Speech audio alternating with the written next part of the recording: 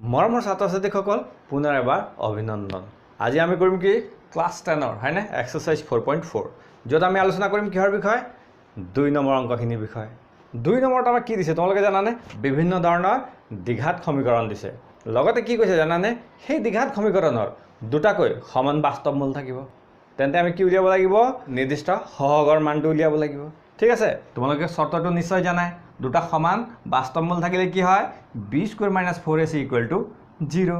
লগতে এই সমীকৰণত মন কৰা x² ৰ সহগ আমাৰ a = কিমান আছে 2 x ৰ সহগ কিমান আছে k আৰু ধ্ৰুৱক পদ কিমান আছে c। এতিয়া চোৱা b ৰ ঠাইত b ৰ মান বহুৱাই দিয়া k² - 4ac a মানে কিমান আছে 2 c মানে কিমান আছে 3 = 0। ঠিক আছে এতিয়া চোৱা k² 4 × 2 = 8 8 × 3 = 24। এতিয়া আমি কি কৰিম 24টো কিফালে লৈ যাম +24 হৈ যাব। এতিয়া আমি কি কৰিম দুই পক্ষত বৰ্গমূল কৰি দিম। এতিয়া বৰ্গমূল কিমান হ'ব 24ৰ বৰ্গমূল কিমান +-2√6 হয়নে ইয়াক হোল স্কয়াৰ কৰাচোন 2 × 2 = 4 6 4 × 24 হৈ যাব। তাৰমানে আমি নিৰ্ণয় মানটো কি পালো +-2√6 বুজি পাইছা ভেৰি গুড। এতিয়া আমি কৰিম 2টো মন কৰা সমীকৰণটো আমাক কি দিছে অকণ কমপ্লেক্স ফৰ্মত দিছে হয়নে ইয়াক আমি সৰল কৰি ল'ম। ঠিক আছে আমি কি কৰিম kxক এবাৰ x ৰ সৈতে পূৰণ কৰি দিম এবাৰ -2ৰ সৈতে পূৰণ কৰিম। ঠিক আছে কি হ'ব মন কৰা kx² হয়নে +- 2kx হয়নে +6 = 0। ঠিক আছে এতিয়া ইয়াত x² সহগ কি আছে k a মানে k পাই গ'লো হয়নে x ৰ সহগ কি আছে -2k। ঠিক আছে ইয়াত আমাৰ c কি আছে চোৱা 6। আমাক প্ৰশ্নতে কৈ দিছে সমীকৰণৰ দুটা সমান বাস্তৱ মূল আছে। ঠিক আছে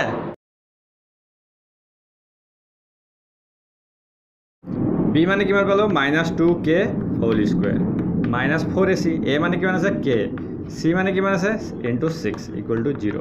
ঠিক আছে এতিয়া হোল স্কয়াৰ কৰি দিয়া -2k হোল স্কয়াৰ কিমান হ'ব 4k² হয়নে 6 4 × 24 k = 0।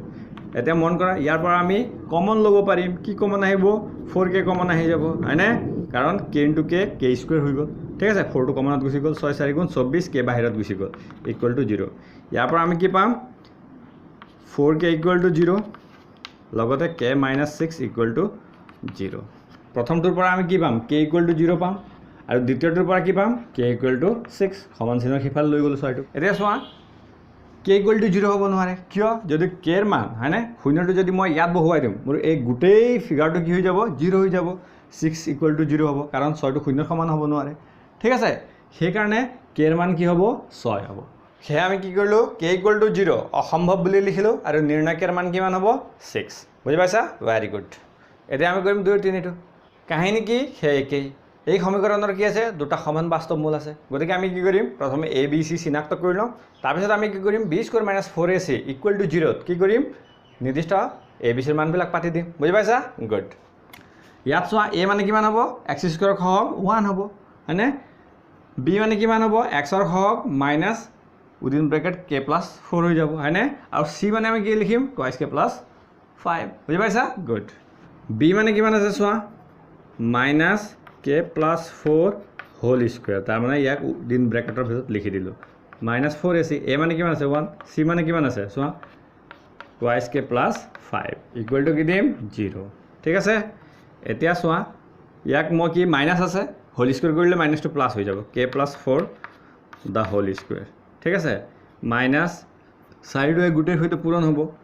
এতিয়া আমি কি কৰিম হোল স্কয়াৰ লগতে এই আটাইখিনি ভাঙি দিম k² হৈ যাব হয়নে 2 × k × 4 হ'ব 2ab + b² 4²। ঠিক আছে তাৰপিছত চোৱা 4 × 2 = 8 k +- মাইনাছ হৈ গ'ল +- আকৌ -5 4 × 20 = 0। এতিয়া মন কৰা k² হয়নে 4 × 2 = 8 8k হৈ গ'ল 4 4 × 16 -8k -20 = 0। ঠিক আছে এতিয়া চোৱা 8k প্লাছত 8k মাইনাছত এইটো আৰু এইটো কেনচেল গ'ল বুজি পাইছা গুড। ইয়াৰ পিছৰ পাৰ্টটো মই এইফালে কৰি দিছোঁ থাকিল কি k² হয়নে +16 -20 কিমান হ'ব -4 = 0। k² মই 4 পালোঁ হয়নে therefore k মানে কিমান পালোঁ +-2 পালোঁ। ঠিক আছে এয়া হ'ব নিৰ্ণয় k ৰ মান বুজি পাইছা গুড। এতিয়া আমি কৰিম 2 নম্বৰৰ 4টো মন কৰা দ্বিঘাত সমীকৰণত হয়নে এৰ মান কিমান দিছে 2 বিৰ মান কিমান দিছে 8 আৰু আমাৰ যেটো ধ্ৰুবক পদ c কিমান দিছে -k³ এতিয়া আমি কি কৰিম b² - 4ac = 0 হয়নে এই মানবিলাক বহুৱাম ঠিক আছে এতিয়া চোৱা b মানে কিমান 8² হৈ গ'ল 4 a মানে কিমান 2 c মানে কিমান -k³ ঠিক আছে = 0 এতিয়া আমি কি কৰিম 8 × 64 64 ইয়াত লিখি দিলো